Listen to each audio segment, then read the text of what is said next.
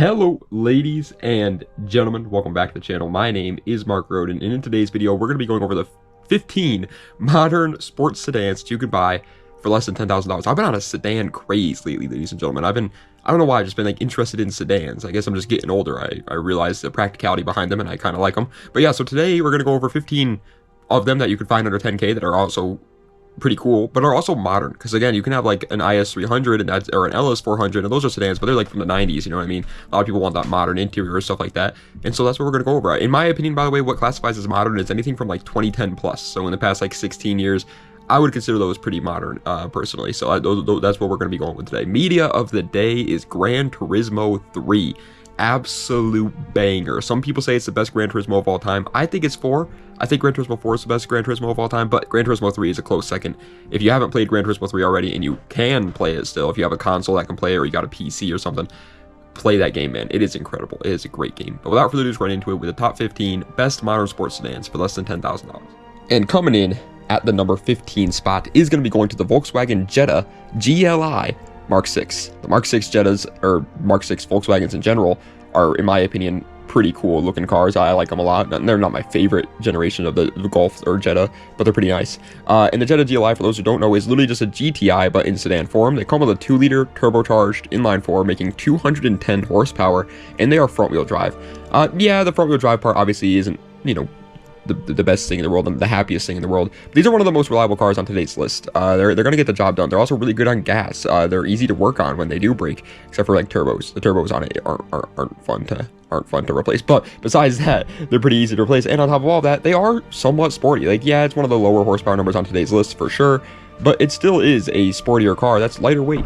And coming in at 14th place, sporty as hell, but also really heavy, so that's why it's all the way down here at number 14, the Chrysler 300C.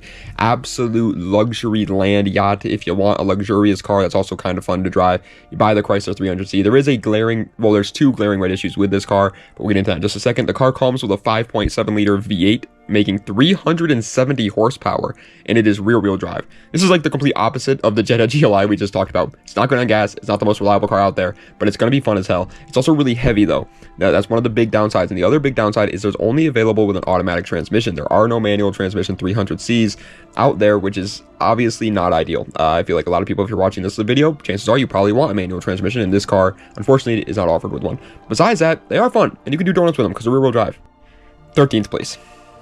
Coming in at the big number 13 spot. Isn't the best looker, I would say, but still just an incredible car overall. The Honda Accord 9th Gen. Everything about this car is just really good. Like, there's really no big downsides to it. Besides, in my opinion, I just don't really care for the looks of it that much. They come with a 3.5 liter V6, making 271 horsepower, and they are front wheel drive. That's very decent. I mean, yeah, it's an Accord, so it's heavier than a Civic. It's not like the lightest car out there, don't get me wrong, but it's still not like heavy. I wouldn't say it's like overweight. It's just, it is front wheel drive, so that's also worth mentioning, obviously. And in my opinion, the 9th Gen Accords are one of the weaker looking Accords, and that's the reason really why it's all the way down here at the number 13 spot. But it's an Accord, man. It's a V6 Accord. There's no arguing that those are good cars. 12th place.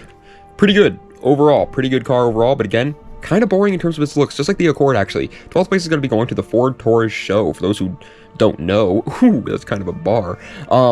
These are the cars that our police officers use. Yeah, so if you've ever been pulled over by a police officer, then this is what it was. And there's a reason for that. They come with a 3.5 liter twin turbocharged V6, making 365 horsepower, and they are all-wheel drive. That's a really good platform. In a car that's not that heavy, it's offered with a manual transmission. Like, it's a very plain and simple, this is a fun car. Like, it's going to be a fun car. The only downside is you are literally buying a police car. It's not a looker, and on top of all of that, if anything, it's the opposite of a looker. People are not going to want to look at it because it's a police car. So, yeah, that's its only real glaring red issue. They also do have tend to have a little bit of a reliability issue because of the twin-turbo V6. It makes sense, but that's about it.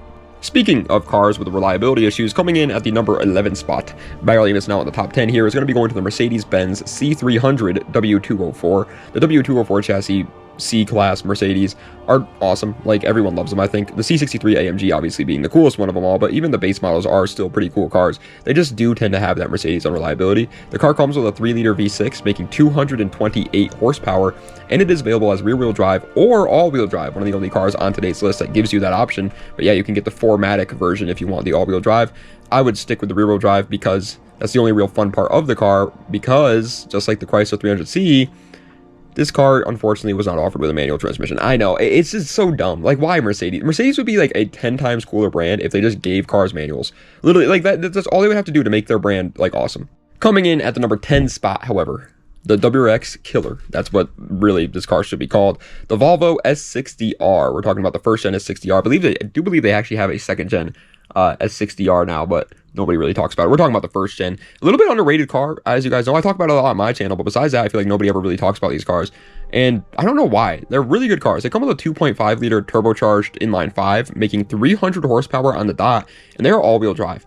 There's really no major downside to a Volvo S60R. The only, I guess you could say, downside to it is they are, first of all, they're not the biggest looker, I guess you could say. I think they look good, though. I mean, their Volvos are kind of like grandpa cars, but I still think it looks pretty decent. And parts are hard to find because they're obviously not that common. So if something does go wrong on it, which isn't likely to happen because they are very reliable cars, but if something does go wrong on it, it might be a problem to try and fix it yourself. But besides that, it's incredible. 300 horsepower, all-wheel drive, turbo inline 5, like, they're great cars. And coming in at the beautiful number 9 spot, ladies and gents. I feel like I never talk about these cars on this channel, when I kind of should. The Cadillac CTS second generation. Not the CTS V, just a base model CTS.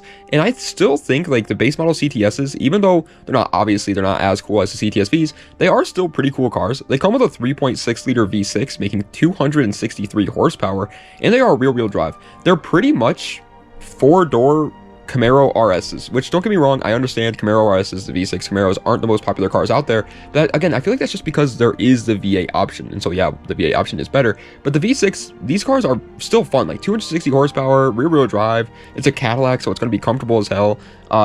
It's a Chevy V6, so it might have some reliability issues here and there, but nothing horrible. Like, it's a good car.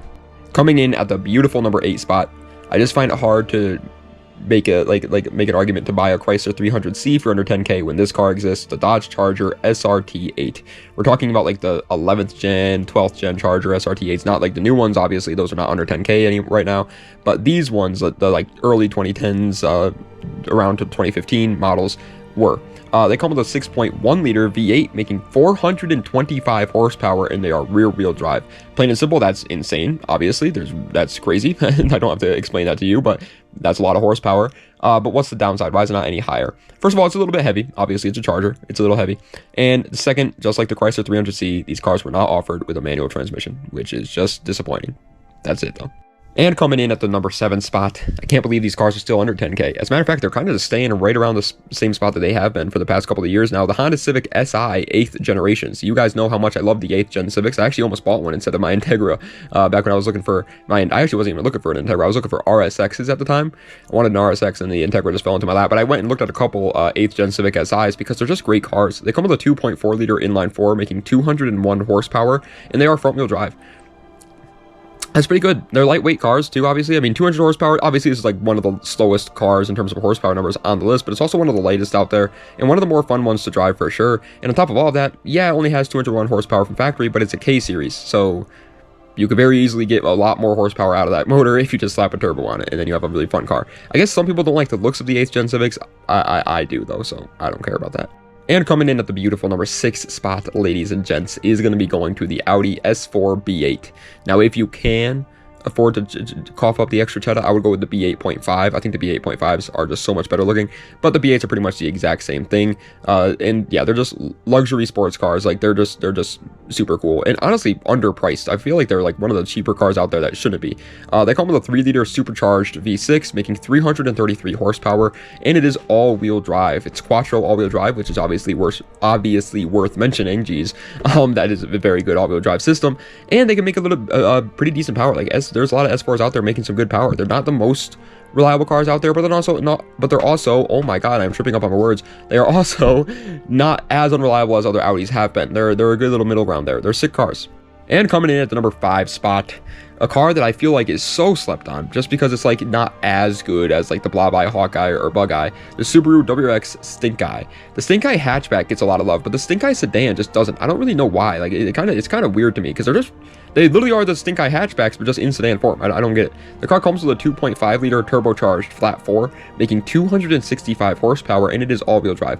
Is it a little bit heavier than the Blob Eye and the Hawkeye and the Bug Eye? Yes, it's a little bit heavier, but that makes sense. It's a newer car. It makes up for that by having more horsepower as well.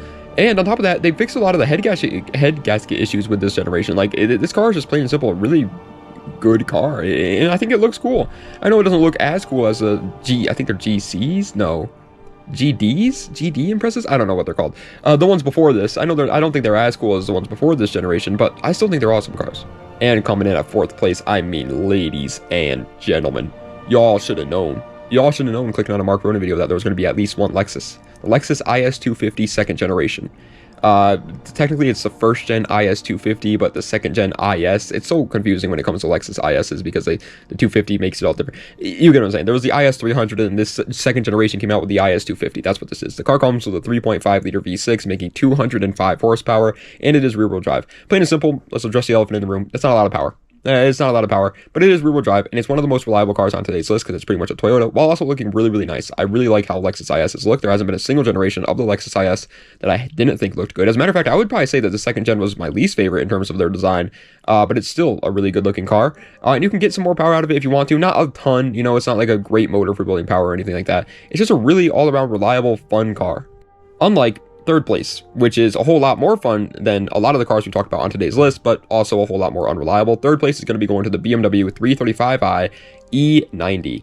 The E90, man, oh, such a controversial car. I personally love them, and I think they deserve 3rd place, but they do have reliability issues out the wazoo. The car comes with a 3 liter twin turbocharged inline 6, making 300 horsepower on the dot, and it is offered as rear wheel drive or all wheel drive. I would highly recommend getting the rear wheel drive one, but if you do, all you care about is just like straight line performance, then yeah, the all wheel drive one is probably better for you. But for those who don't know this, that motor is called the N54. The N54 is very good for building power. It's extremely good at building power. As a matter of fact, the best motor on today's list for building power, hands down. But because of that, there's also a downside. It's horribly unreliable. This motor likes to blow up a lot, so it's a high risk, high reward situation. Coming in at 2nd place, though, you could call me a VQ boy all you want. I am a VQ boy. Gosh darn, I live up to that. I like VQs. I think they're good cars. They're good motors. In 2nd place is the Infiniti Q50. I just don't see how a Q50 being under 10K in the big 2.6 is not one of the best deals on the market right now for a car guy. They really just are, in my opinion. The car comes with a 3.7 liter V6 making 330 horsepower, and they are rear-wheel drive or all-wheel drive yet again. The same thing with the E90 earlier. This is pretty much just like great in every way. There's literally, you know how like every car so far has had at least one thing I could say that's a downside to it?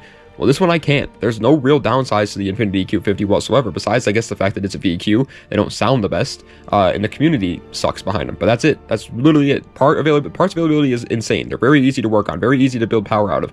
They're reliable as hell. They come with a manual transmission. They look really nice. They got a lot of space.